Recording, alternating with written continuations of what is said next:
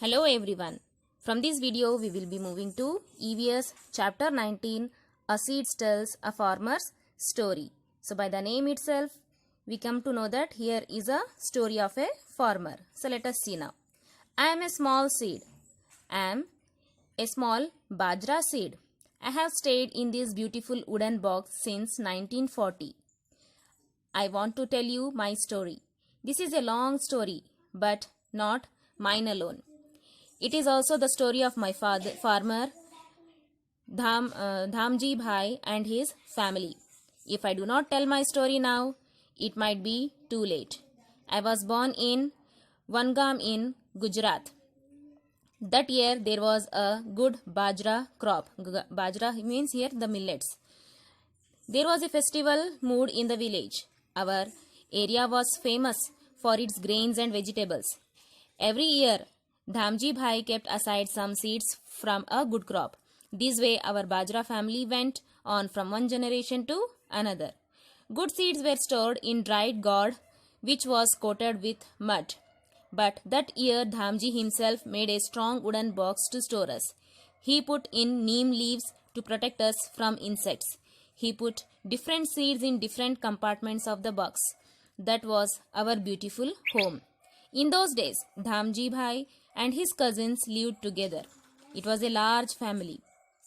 Everyone in the village helped each other, even in farming. When the crop was ready and harvested, everyone celebrated together. Oh, those wonderful days with big feast and lots to eat.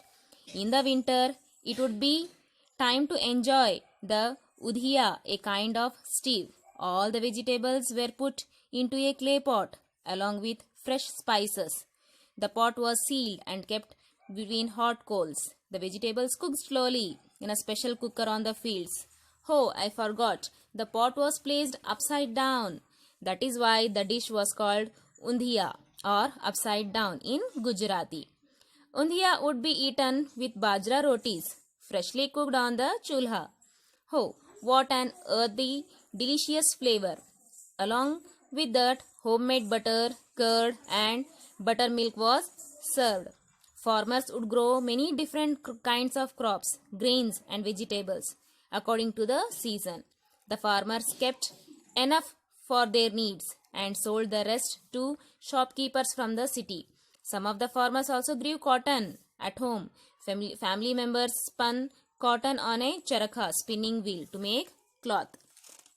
When times change, over the years, many changes took place in the village. Some places could get water from the canal. They said the canal brought water from far away, where a dam had been built on a big river. Then electricity came. Switch on the button and there was light. People found that only one or two crops like wheat and cotton got better prices in the market.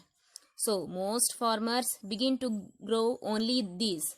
Soon we old friends bajra and jawar and also vegetables were forgotten and dismissed, even from Dhamji Bhai's field. Farmers even began to buy seeds from the market. People said that they were new kinds of seeds, so farmers did not need to store seeds from the old crop. Now people in the village cooked and ate together only on a very special days. As they ate, they would remember how tasty the food used to be in the past, fresh from the fields. And when the seeds have changed, how could food ever taste the same? Dhamji was getting old. His son Hasmukh looked after the fields and the family. Hasmukh was making a lot of money from farming. He rebuilt the old house. He brought a new machines for farming. He used an electric motor to pump water. He bought a motorcycle to go to the city easily and also a tractor to plow the field. The tractor could do in a day what the bullocks would take many days to do. Hasmukh would say, "Now we are farming wisely. We grow only what we can sell in the market at good price. With profits from our fields, we can improve our life. We can make progress." Lying forgotten in the wooden box, I and other seeds had our doubts. Is all this really progress? There is no longer any need for seed like us, and animals like the bullocks. After the tractor has come, even the people who worked on the fields are no longer needed. How will they earn money? What will they live on? More and more expenses. The next 20 years saw even more changes. Without cows and buffaloes, there was no cow dung to be used in the fields as fertilizers. Hasmukh had to buy expensive fertilizers.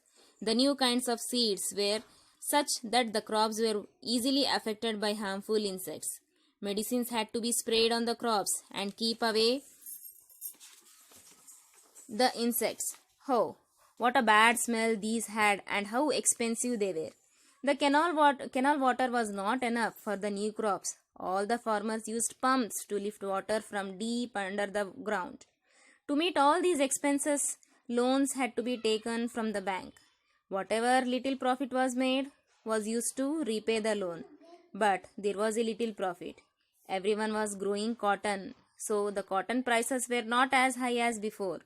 The soil itself was no longer the same. Growing the same crop over and over and using so many chemicals has affected the soil so much that now nothing could grow well there. It was becoming difficult to earn a living by farming alone.